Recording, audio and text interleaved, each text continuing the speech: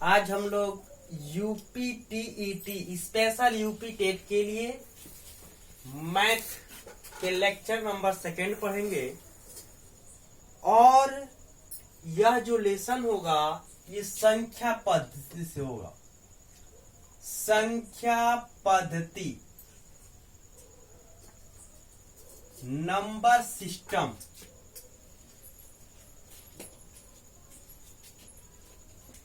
Number system से होगा। Lecture second में संख्या पद्धति नंबर सिस्टम से, नंबर सिस्टम को हम पढ़ेंगे स्पेशल यूपी टेट के लिए। इसमें होगा पहला हेडिंग हमारा बनेगा इकाई का अंक ज्ञात करना। इकाई का अंक ज्ञात करना। ओके तो इकाई का अंक ज्ञात करना हमारा पहला हेडिंग बनेगा, इकाई का अंक ज्ञात करना।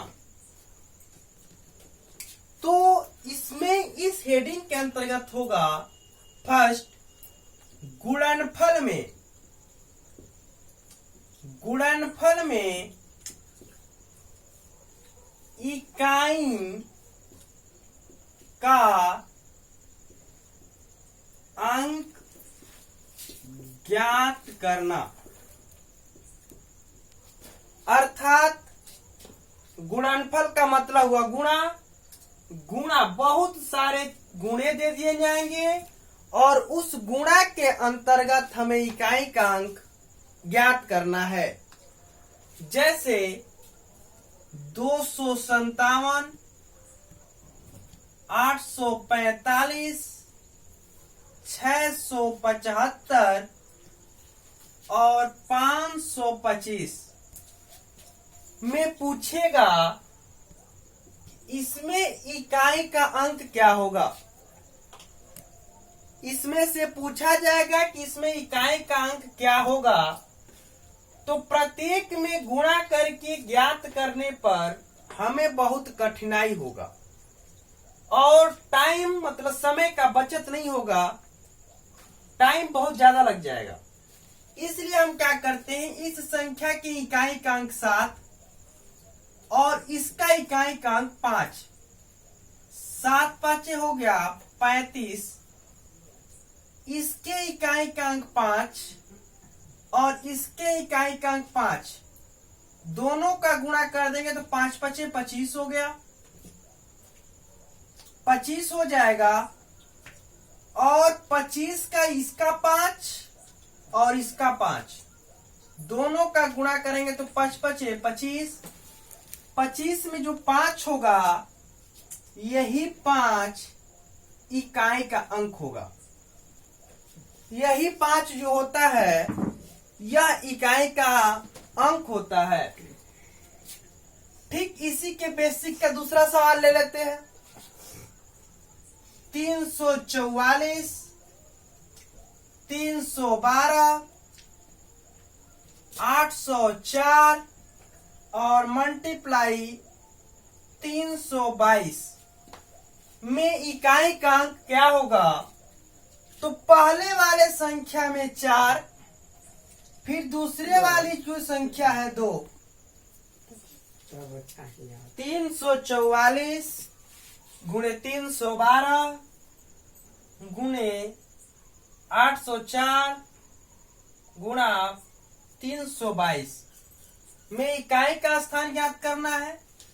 तो इसके इकाई का अंक 4 और इसके इकाई का अंक 2, तो 4 गुना का हो गया 8।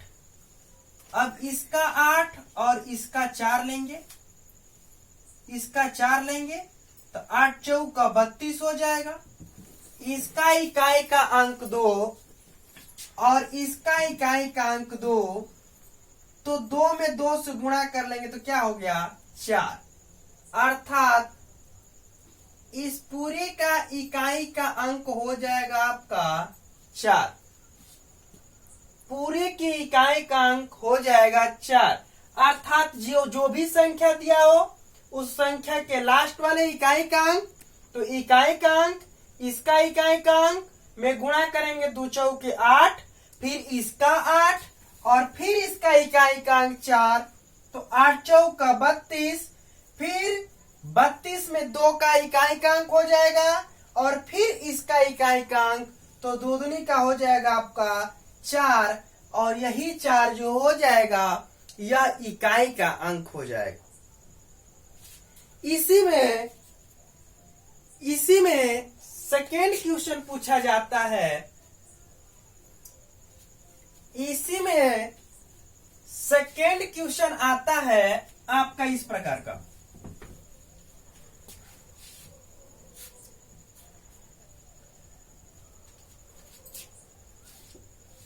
(563 मल्टीप्लाई 5748) 563 मल्टीप्लाई 5748 गुणे 9 और यहां पे दे देगा कि आपको भरना है।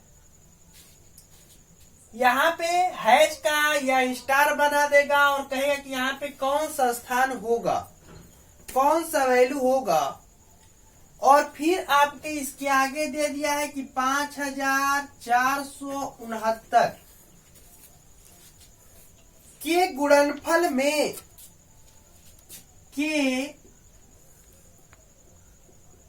गुणनफल में गुणनफल में इकाई का अंक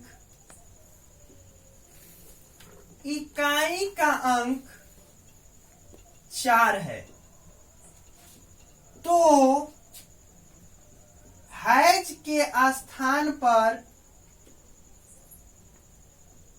क्या होगा? हैज के स्थान पर क्या होगा? अर्थात आपका दे दिया है कि इसका, इसका, इसका और इसका, इन चारों को गुणा करेंगे। इन चारों को गुणा करने पर जो इकाई का वैल्यू आ रहा है वो 4 है। तो जो हैज है, इस हैज के स्थान पे क्या होगा देखते हैं। यहां 563 मतलब 563, 5748, 9 हैज दिया है और 5469 दिया है। पहले इसके इकाई का अंक, इसके इकाई का अंक लेंगे। 3 8 है 563, 5748, 9 हैज 5469 का इकाई का अंक आपको दे रखा है 4। ये दे रखा है कि इसके इकाई का अंक 4 है, तो इसके स्थान पे क्या होगा? तो 3 में 8 से गुणा करेंगे, 24 हो गया। फिर 4 और इसके इकाई का अंक लेंगे 9, तो 4 9 हो गया आपका 36। और बताया जा रहा है कि इस सबका गुणा करने पर इकाई का अंक क्या जा रहा है? 4। तो 4 से हम इसमें मल्टीप्लाई कर लेते हैं, तो 4 6 का क्या हो गया? 24। 24 में इकाई का अंक क्या हो गया? 4। इकाई का अंक क्या हो गया? सॉरी, यहाँ इकाई का अंक आपका दे रखा है 4, तो यहाँ हैज के स्थान पे क्या हो जाएगा? आपका हैज के स्थान पे 4 हो जाएगा। जो हैज है, इस हैज के स्थान पर क्या हो गया? 4 हो जाएगा। अब आगे देखेंगे अगले प्रकार के क्वेश्चन किस प्रकार से आएंगे। अगला जो क्वेश्चन पूछा जाता है, यह क्वेश्चन किस प्रकार से पूछा जाएगा? जैसे आपको ऐसे दे दे। तीसरा यह टाइप है कि आपसे क्वेश्चन ऐसे दे दिया जाए, 1 2 3 4 5 6 7 डॉट डॉट डॉट मल्टीप्लाई 87 तक कहीं भी जा सकता है, अदरवाइज बहुत दूर तक जा सकता है ये। तो पहले हम 1 में 2 से गुणा करेंगे 2 का 3 बार गुणा करेंगे 6 का गुणा 4 में गुणा करेंगे 24 का 4 5 में गुणा करेंगे 4 5 का 20 जीरो हुआ, और इस 0 का गुणा 6 में करेंगे तो 0 आएगा, फिर 0 का गुणा 7 में करेंगे 0 आएगा। 0 का गुणा कितने बार भी करें हम तो इसका वैल्यू क्या आएगा, 0 आएगा।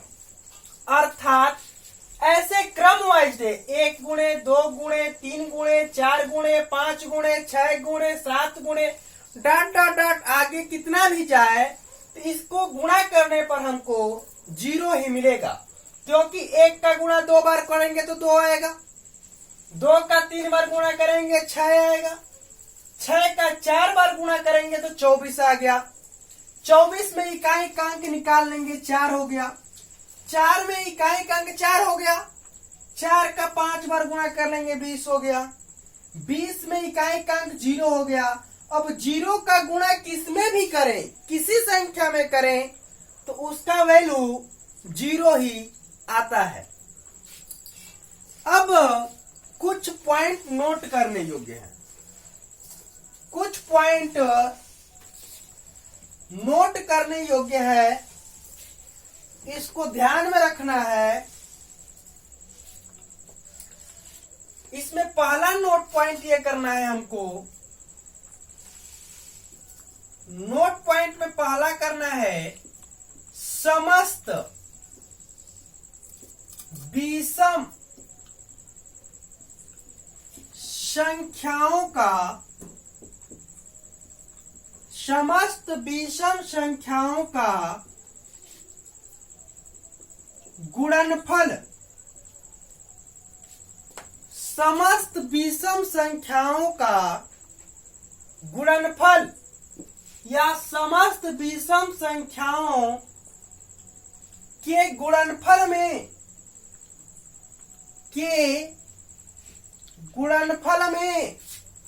इकाई का अंक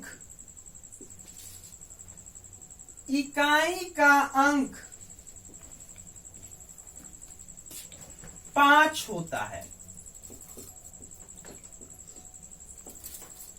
ध्यान देना है कि समस्त विषम संख्याओं के गुणनफल में इकाई का अंक 5 होता है, तथा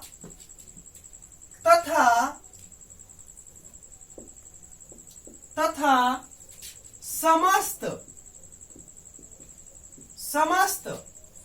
सम संख्याओं, समस्त सम संख्याओं के गुणनफल में इकाई का अंक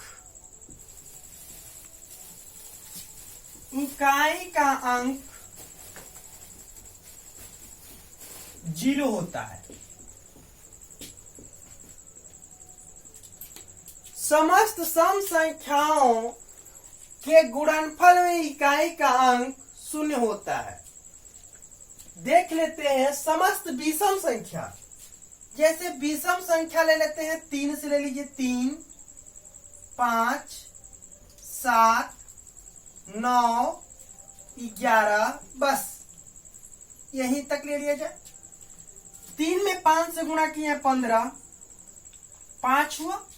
5 में 7 से गुणा करिए 5 7 35, 5 हुआ। फिर 5 में 9 से गुणा करें 5 9 45, 5 हुआ। फिर 5 में 11 से 11 5 क्या हुआ 55। 55 में इकाई का अंक क्या हुआ 5 हुआ। तो यह इकाई का अंक क्या होता है 5 होता है। इकाई का अंक क्या मिला आपको 5 मिला। कब? जब समस्त विषम संख्याओं का गुणनफल किए, गुणा किए, तो गुणा करने पर जितने विषम संख्या आएंगी उस विषम संख्या से गुणा करने पर जो इकाई का अंक आएगा वो क्या आएगा? 5 आएगा। अब देखते हैं अगला। अगला था कि समस्त सम संख्याओं का गुणनफल। सम संख्या 2 से स्टार्ट कर लीजिए। 2, 4, 6, 8, 10 डॉट डॉट डॉट आगे तक जाएगा। कह रहा है कि इकाई का क्या आएगा? 0 आएगा। 2 में 4 से गुणा कर लीजिए, कितना हुआ? 8। 8 में 6 से गुणा कर लीजिए, 48। 48 का इकाई का अंक 8 हुआ। 8 में 8 से गुणा करिए, 8 8 हो गया 64। 4 हुआ। 4 में 10 से गुणा कर दिए, 4 10 में 40 हुआ। और 40 के इकाई का अंक क्या आ जाएगा? 0। तो जितने भी सम संख्या हैं, इस सब सम संख्याओं को अगर गुणा किया जाएगा तो इसका वैल्यू 0 आता है। तो इसको हमको ध्यान में रखना है कि समस्त विषम संख्याओं को गुणा करने पर जो इकाई का अंक आता है वो केवल 5 ही आएगा। और समस्त सम संख्याओं का अगर गुणा करेंगे तो इसका इकाई का अंक 0 आएगा। अगला नोट करने योग्य बात है,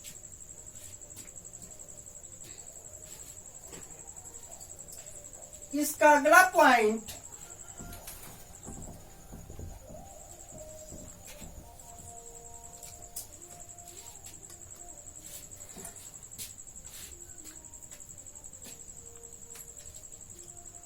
इसका अगला सेकेंड पॉइंट ये होता है कि समस्त अभाज्य संख्या, समस्त अभाज्य संख्याओं के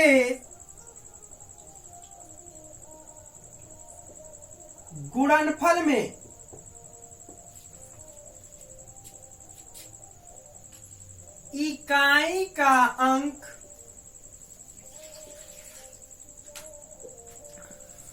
इकाई का अंक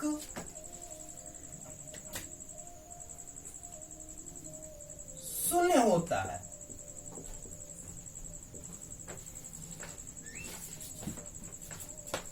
समस्त अभाज्य संख्याओं के गुणनफल में इकाई का अंक 0 होता है। अब चूंकि यहां पे देखा जाए तो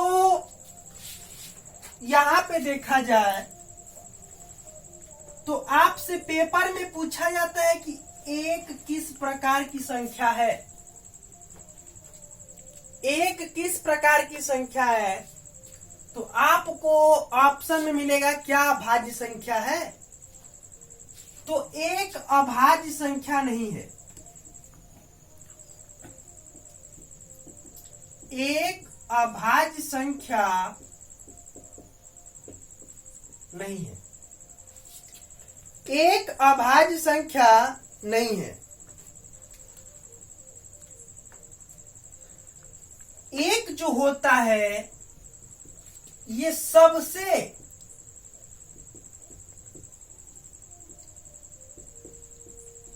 छोटी,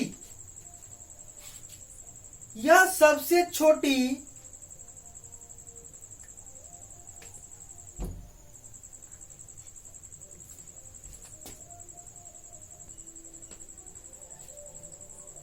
यहां पे 2 सबसे छोटी अभाज्य संख्या है।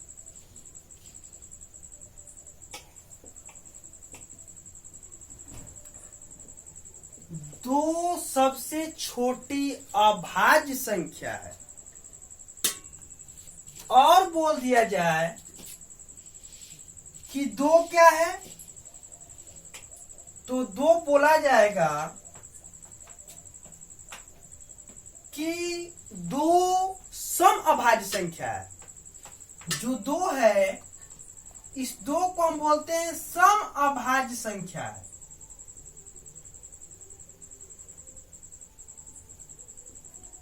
सम अभाज्य संख्या है। तो भाज्य संख्या कौन है? सबसे छोटी भाज्य संख्या कौन है? तो जो 4 होगा 4, ये सबसे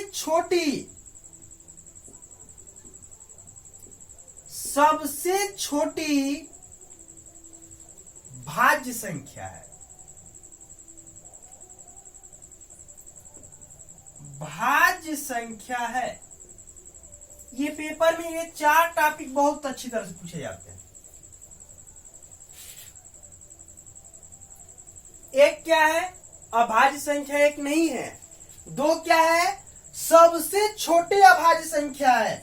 2 सबसे छोटी अभाज्य संख्या है। अगर ये पूछ दे, ये दिया कि सम अभाज्य संख्या कौन है, तो 2 सम अभाज्य संख्या है। और आपसे पूछते कि सबसे छोटी सम अभाज्य संख्या कौन है या सबसे छोटी भाज्य संख्या कौन है, तो आपका आंसर होगा 4। आगे अगला पॉइंट,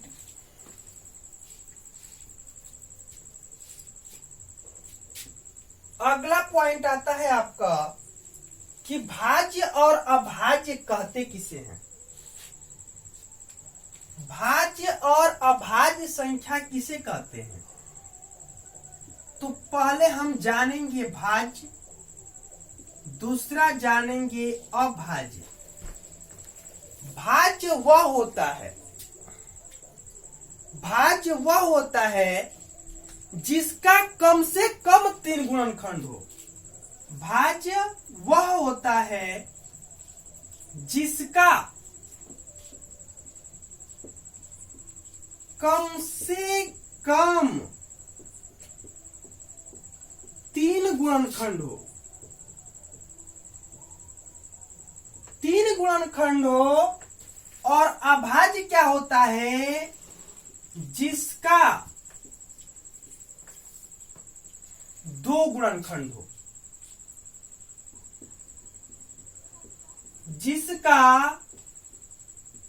2 गुणनखंड होगा वह अभाज्य संख्या कहलाएगा। और जिसका 3 गुणनखंड हो जाएगा वो भाज्य संख्या कहलाएगा। इसका मतलब ये हुआ कि अभाज्य जो होता है यह अपने आप से कटेगा। जो अभाज्य होगा वह अपने आप से कटेगा। जैसे मान लेते हैं कि 3 है तो 3 1 से भी कटेगा।